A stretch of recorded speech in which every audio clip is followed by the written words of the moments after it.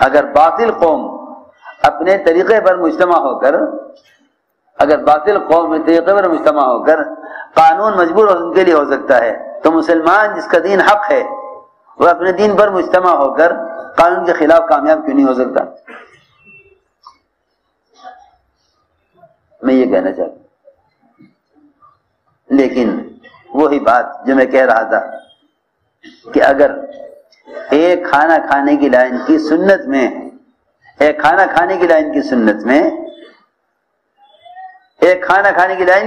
یہ کہہ دے، جھوٹا عذر کر دے کہ میں دائیں ہاتھ سے کھانا نہیں کھا سکتا، اور اس سے دائیں ہاتھ ہمیشہ کے لیے بیکار ہو سکتا ہے، تو اس سے اندازہ کرنا چاہیے کہ مسلمان شادیوں میں، لباس میں، شکلوں میں، کھانے پینے میں، بیوی بچوں میں، ان تمام ضروریات زندگی میں اگر اتباع سنت پر نہیں تو مسلمان کی قوت کتنی ضائع ہو جائے گی۔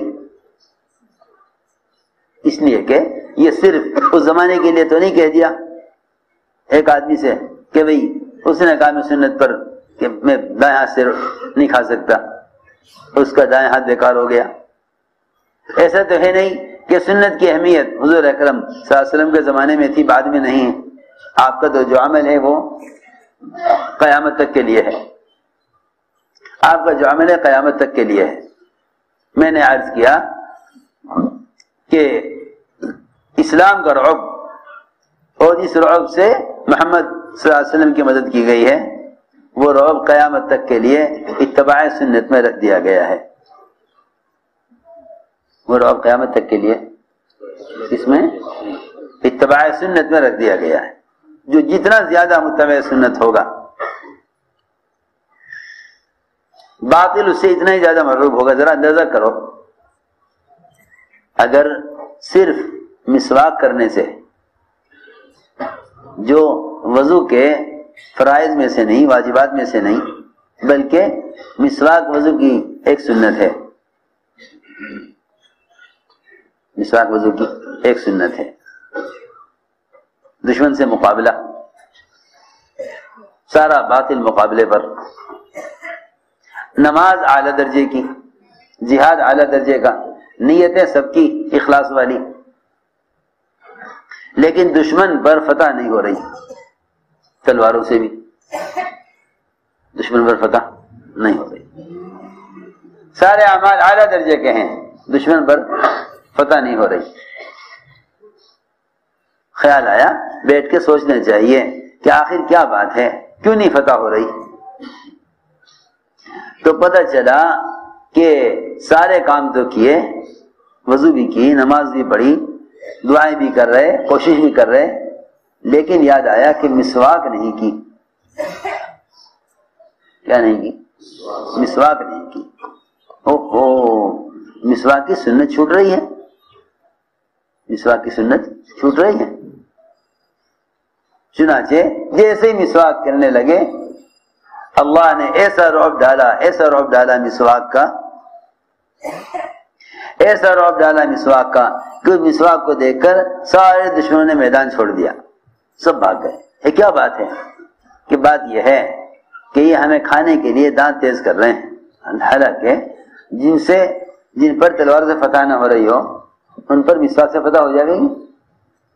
میں نے شروع سے بات شروع کی ہے نا، وہ یہ کہ ہمارے دل میں مادی اسباب کا رعب ہے، سنت کا رعب نہیں،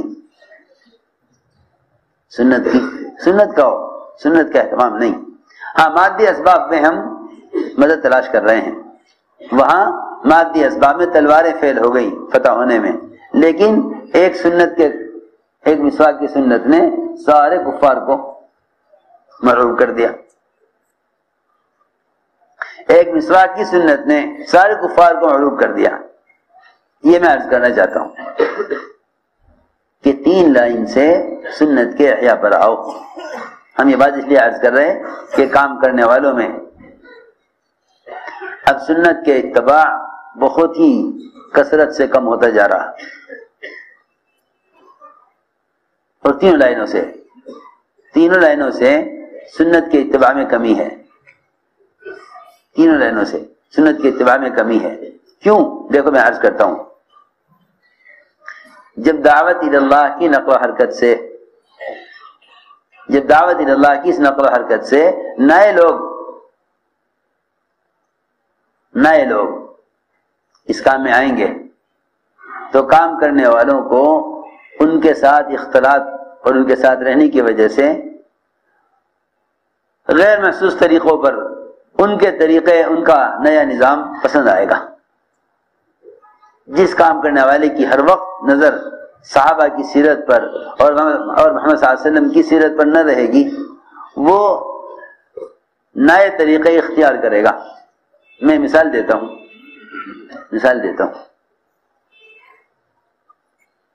تمیم داری رضی اللہ تعالیٰ عنہ سن 9 ہجری کے مسلمان ہیں.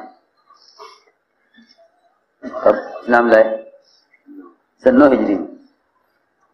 حضور اکرم صلی اللہ علیہ وسلم کو ہجرت کیے ہوئے 9 سال ہو گئے. سال سے کچھ کم باقی رہ گیا آپ کی دنیا سے جانے میں. اس وقت یہ اسلام لائے. اس 9 سال میں کسی صحابی کو خیال نہیں آیا کہ مسجد میں چراغ ہونا چاہیے. مسجد میں لائٹ کا، روشنی کا انتظام ہونا چاہیے. حالانکہ صحابہ تلاوت بھی کرتے تھے، مسجد میں عبادت بھی کرتے تھے، اور مدینہ منورہ سب سے زیادہ سانپ بچھوؤں کا علاقہ تھا. روایت میں کثیر الحوام، مدینہ منورہ کثیر الحوام، کیڑے مکوڑے، زمین کے جانور، سانپ بچھو بہت ہوتے تھے. لیکن سن 9 ہجری تک کسی پرانے کو خیال نہیں آیا کہ مسجد میں چراغ ہونا چاہیے.